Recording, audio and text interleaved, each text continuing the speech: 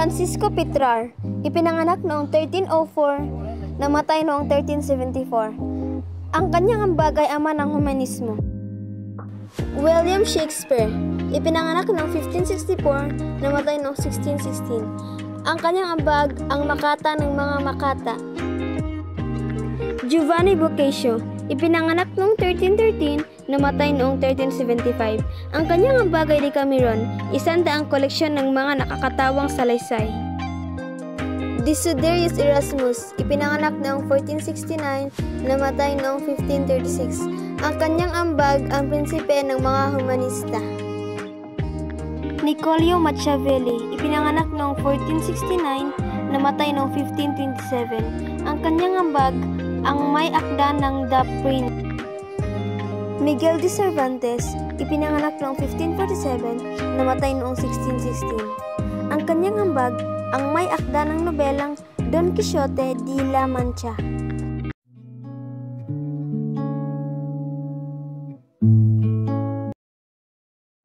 Michelangelo Buonarroti, ipinanganak noong 1475, namatay noong 1564.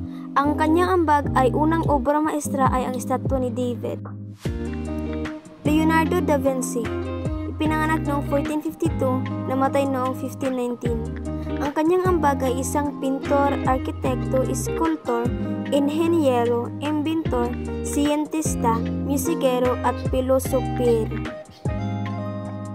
Raffaello Santi o Rafael, ipinanganak noong 1483, namatay noong 1520. Ang kanyang ambag ay kilala bilang ganap na pintor, perpektong pintor.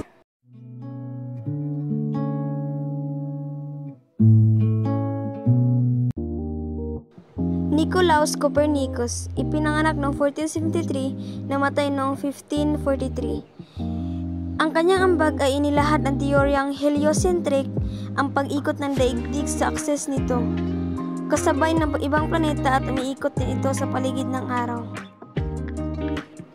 Galileo Galilei, ipinanganak noong 1564, namatay noong 1642. Ang kanyang ambag ay isang astronomo at matematiko, malaking naitulong ng kanyang naimbentong teleskopyo para mapatutuhanan ang teoryang Copernican. Sir Isaac Newton, ipinanganak noong 1643, namatay noong 1727.